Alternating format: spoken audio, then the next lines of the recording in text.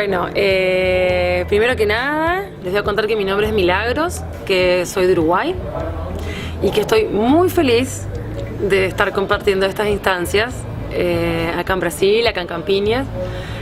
Muy feliz por el recibimiento y por el aprendizaje que en cada charla, en cada diálogo y en cada compartir vengo recibiendo y me vengo nutriendo.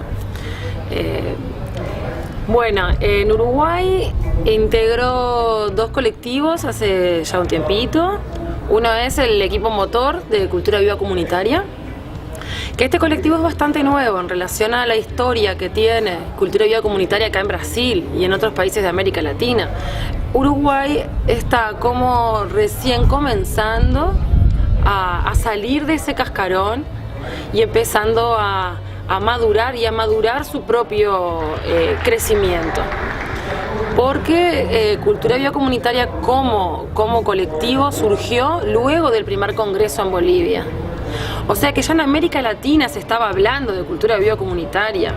Los colectivos ya estaban haciendo referencia de eso, ya estaban trabajando en una construcción latinoamericana sobre nuevas maneras de pensar la cultura, cuando en Uruguay ni siquiera se hacía mención a eso. Entonces todo esto nos llegó a nosotros cuando un grupo de compañeros fueron hasta Bolivia y quedaron impactados con todo lo que estaba pasando, con la trascendencia de eso, con la importancia a nivel social y llegaron muy motivados a querer contagiar en Uruguay de este movimiento. Entonces es bastante nuevo y es un equipo motor que se viene sosteniendo con un trabajo diario, de mucha fuerza, de mucho caminar de manera colectiva, mucha energía, pero sobre todo mucho convencimiento de que los procesos colectivos y comunitarios han formado siempre la base de una estructura social sólida, generosa, humana, y que es necesario que eso no se pierda. Entonces, desde ese lugar venimos como madurando un poco también los procesos a nivel colectivo.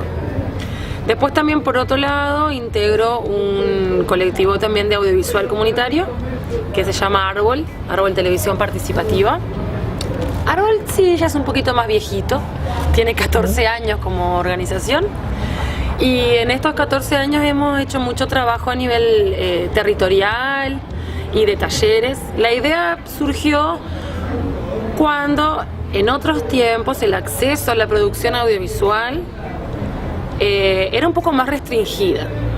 Habían otras tecnologías, recién estábamos comenzando a acercarnos al uso de las cámaras digitales, la forma de pensar el audiovisual estaba muy jerarquizado, no todos tenían derecho ni acceso, mucho menos acceso a poder contar sus historias, a generar un audiovisual. La forma de concebir el audiovisual era muy clasista, ¿no? Ahora, con el paso del tiempo y el acceso a nuevas tecnologías, incluso la cámara, el celular, las redes sociales, han hecho que la generación de audiovisual y de video crezca y se dinamice mucho más. De todas maneras, eso no ha hecho que cambie el sentido de este colectivo, porque lo interesante es pasar por este proceso de repensar qué historia quiero contar, cómo quiero contarla y por qué considero que esa historia que tengo desde mi comunidad es alentadora de ser compartida y es transformadora.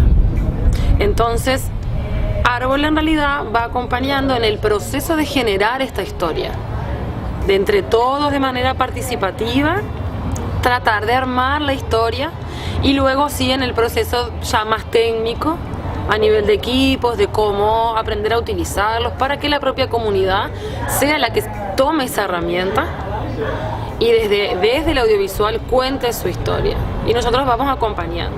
Y luego tenemos un programa de televisión que se llama Sei Mostrar, que ya está en su 4ª temporada, en donde se emiten a nivel nacional estos videos que surgen desde la comunidad. Es una manera, es una forma que encontramos de democratizar no solo el acceso a la producción, sino la difusión de contenido audiovisual. Porque no hay nadie mejor que la propia comunidad para contar su historia. Y no hay nadie que merezca mejor el lugar para contar su historia que la propia comunidad. Y ya sabemos un poco que los medios de comunicación en general se mueven por intereses que no necesariamente, para no decir nunca, a veces uno deja una esperanza por ahí, ¿no? Pero que no necesariamente van alineados con los intereses de la comunidad. Y nos hemos convencido de que eso que nos cuentan y eso que vemos es lo que realmente queremos comunicar, son las cosas que realmente queremos hablar. Y en realidad tenemos una sabiduría y una historia y un hacer cotidiano que es necesario compartir, que es valioso compartir, que es transformador compartir. Entonces un poco desde ese lugar es que también trabajamos el sentido del audiovisual comunitario. Y uniendo un poco estas dos cosas es que surgió en mí la motivación real y fuerte de trabajar de una manera militante. Cualquiera de estos dos colectivos son de forma absolutamente militante. De ahí surgió la motivación personal de estar lo más firme posible en la lucha por un repensar las culturas comunitarias, por un repensar la comunicación comunitaria y el concepto de cultura de base comunitaria.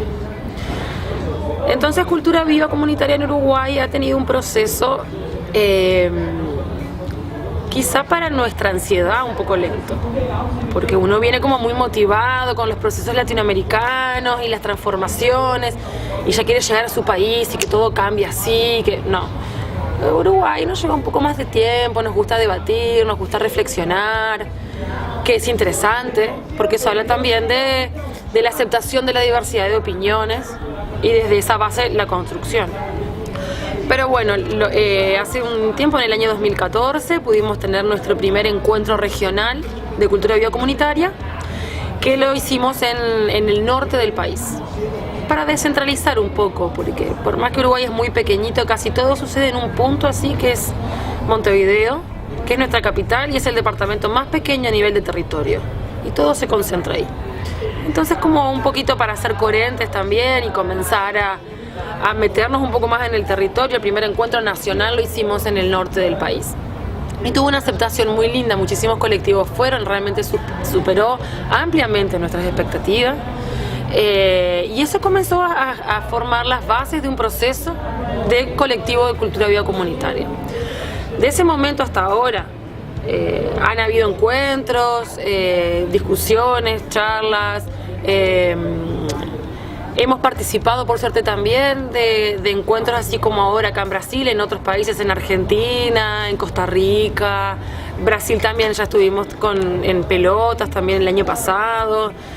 Y en este camino lo que estamos haciendo ahora, que es donde está como focalizado más que nada nuestra energía, es en generar el primer encuentro, pero ya nacional, de cultura viva comunitaria en el mes de septiembre, en el departamento de Canelones, que es en el sur, no es Montevideo, pero es ahí bastante cerca. Y estamos en este momento caminando un poco hacia ese encuentro nacional. ¿Qué particularidad tiene el proceso de cultura viva y este encuentro nacional? Es que no es un encuentro que se esté organizando de una manera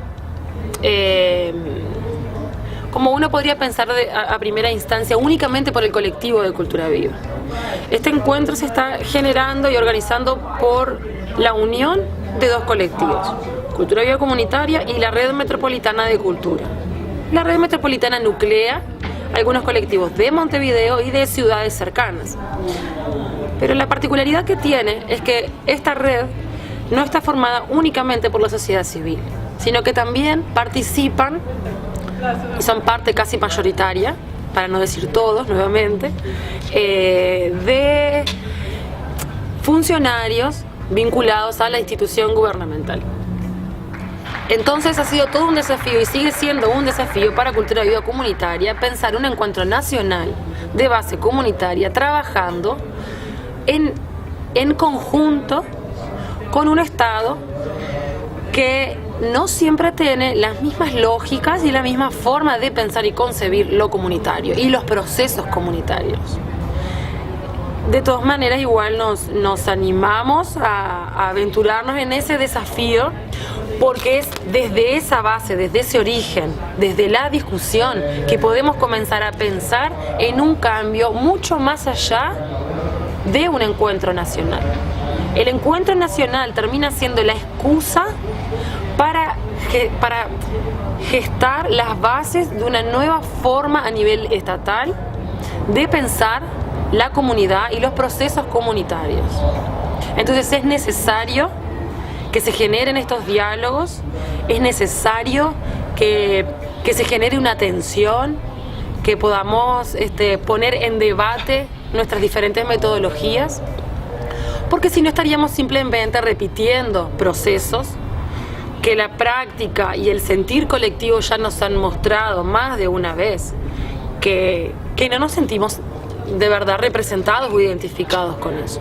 Y si no es la misma sociedad civil la que da esa lucha, la que cuestiona, la que interpela los procesos estatales, nadie lo va a hacer. Nadie lo va a hacer si no son los mismos colectivos organizados.